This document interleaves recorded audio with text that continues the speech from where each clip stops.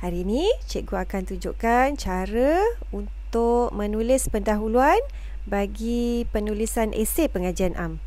Okey, jadi penulisan esei ni boleh diguna pakai oleh semua pelajar pengajian am dari semester 1, 2 dan 3.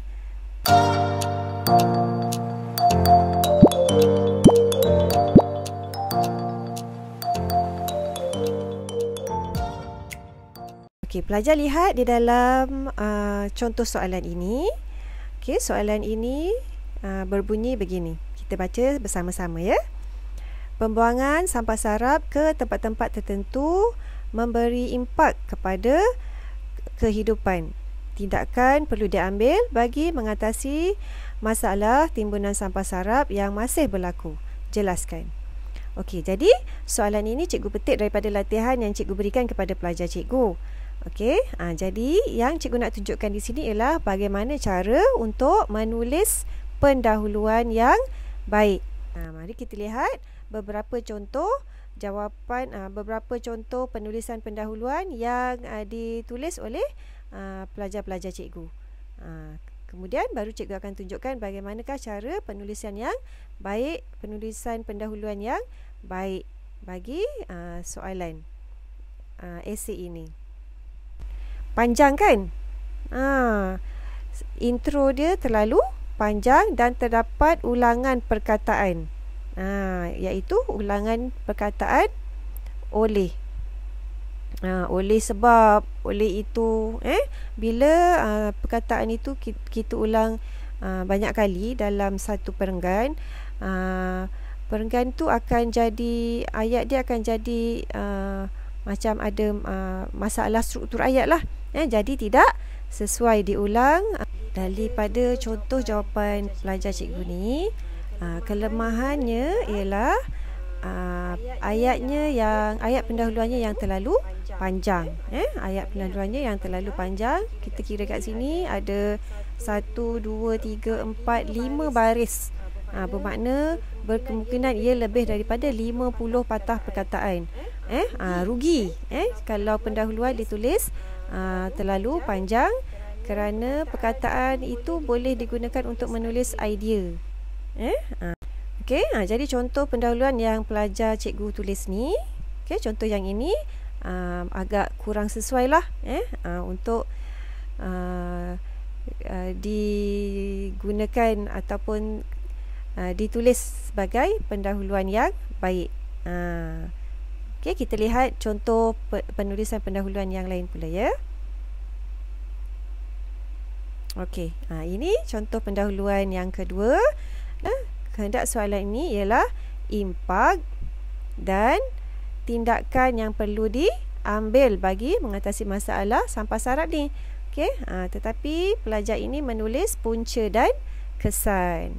Contoh pendahuluan yang kedua ini secara teknikal juga kurang sesuai. Okey, kerana perkataannya yang terlalu panjang. Ayat pendahuluannya hampir 5 baris. Okey, dan juga dari segi isinya ataupun poin yang dia nak tulis kat sini tidak memenuhi kehendak soalan. Okey, kehendak soalan tadi impak dan tindakan yang perlu diambil, tetapi pelajar ini tulis punca dan kesan. Okey, jadi dia tidak menepati kehendak soalan. Okey, sebenarnya tujuan tulis pendahuluan adalah untuk menerangkan apa yang hendak ditulis, tetapi di sini dia menerangkan apa yang nak ditulis tu salah. Nanti dalam huraian semua, dalam idea seterusnya nanti akan menyebabkan semua idenya salah. Okey, jadi berhati-hati. Okey, ini contoh penulisan pendahuluan yang kedua. Jadi kita lihat pula contoh yang ketiga. Okey, di sini cikgu baca. Timbunan sampah sarap memberi impak kepada kehidupan dan tindakan perlu diambil bagi mengatasi masalah timbunan sampah sarap yang masih berlaku. Pendek je pula kan? Cuma ada 2 ayat sahaja di sini. Okey, terlalu simple pun tak bagus juga. Jadi di sini pelajar ini contoh, okey. Contoh bagi pendahuluan yang ketiga ni terlalu ringkas. Dalam kalau tulisan pelajar ni kecil, okey, kat dalam karangan tu, dalam esei tu, dia mungkin akan jadi 1.5 baris sahaja. Dan bilangan patah perkataannya kita kira kat sini 1, 2, 3, 4, 5, 6, 7, 8, 9, 10, 11, 12, 13, 14, 15, 16, 17, 18, 20 patah perkataan sahaja. Jadi tidak digalakkan menulis pendahuluan terlalu pendek. Macam ni jawapan pelajar ini menepati kehendak soalan. Okey, tetapi secara teknikalnya dia terlalu pendek dan tidak menjurus kepada apa yang hendak ditulis dalam ayat yang seterusnya ataupun dalam perenggan yang seterusnya. Jadi kita macam tertanya-tanya apa yang nak ditulis selepas ni, kan? Jadi sepatutnya ditambahkan sedikit lagi di hujung ayat pendahuluan ni yang menunjukkan apa yang hendak ditulis seterusnya dalam perenggan idea. Okey, jadi kelemahan dalam contoh pendahuluan yang ketiga ini ialah secara teknikalnya penulisan ayat pendahuluan yang terlalu pendek dan perlu ditambahkan sedikit lagi, okey, supaya ia menunjukkan ataupun menjurus kepada apa yang hendak ditulis di dalam ayat idea yang seterusnya ataupun di dalam perenggan yang seterusnya. Itu tujuan pendahuluan ditulis. Okey, nak bagi tahu cerita soalan tadi ceritanya tentang apa dan nak bagi tahu apa yang kita nak tulis dalam perenggan yang seterusnya. Supaya bila pembaca baca pendahuluan, dia tahu okey tajuknya apa hari ni, dan pembaca akan tahu apa yang akan dia follow up dengan perenggan yang seterusnya. Okey, itu tujuan pendahuluan. Okey, ini contoh pendahuluan yang keempat. Okey, penulisan pendahuluan ini agak tidak terlalu panjang dan tidak terlalu pendek. Okey, kita baca sekejap. Kejadian pembuangan sampah di merata tempat masih dapat dilihat berlaku di negara kita. Timbunan sampah sarap memberi impak kepada kehidupan atau alam sekitar dan tindakan perlu diambil bagi mengatasi masalah ini. Okey, jadi secara poinnya ataupun isi dalam pendahuluan ni, okey, walaupun dalam pendahuluan ataupun intro ni kita tak fokus sangat sebab tak ada markah, tapi kita kena tahu apa yang kita nak tulis kat dalam pendahuluan.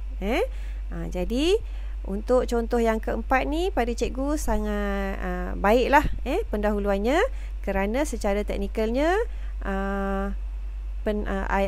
ayatnya dalam 3 baris, okey, tidak terlalu pendek dan tidak terlalu panjang, dan poin yang ditulis dekat dalam pendahuluan ni juga menepati kehendak soalan. Selain juga dia tambahkan sedikit dengan penjelasan tentang masalah pembuangan sampah pada permulaan ayat. Okey, dalam permulaan ayat dia cerita tentang isu yang sedang dibincangkan dalam soalan, iaitu pembuangan sampah. Kemudian ayat seterusnya dia tulis pula tentang kehendak soalan itu, iaitu timbunan sampah sarap memberi impak kepada kehidupan dan atau alam sekitar, dan seterusnya kehendak soalan seterusnya ialah tidak perlu diambil bagi mengatasi masalah ini. Okey, jadi daripada contoh penulisan pendahuluan yang pertama, tadi kita lihat lebih daripada 50 patah perkataan. Contoh penulisan pendahuluan yang kedua juga terlalu panjang, hampir kepada 50 patah perkataan, dan juga dia tidak menepati kehendak soalan. Okey, dan yang contoh yang ketiga pula terlalu pendek, hanya 2 ayat dan 20 patah perkataan. Okey, walaupun dia menepati kehendak soalan, tetapi terlalu pendek dan tidak menjurus kepada perenggan yang seterusnya, menyebabkan pembaca tertanya-tanya apa yang dia nak tahu selepas ni. Okey, dan contoh yang keempat adalah contoh yang terbaik, di mana penulisan pendahuluannya tidak terlalu panjang dan ada sedikit penerangan tentang isu dan juga menunjukkan kehendak soalan yang tepat, iaitu tentang impak dan tindakan yang perlu diambil.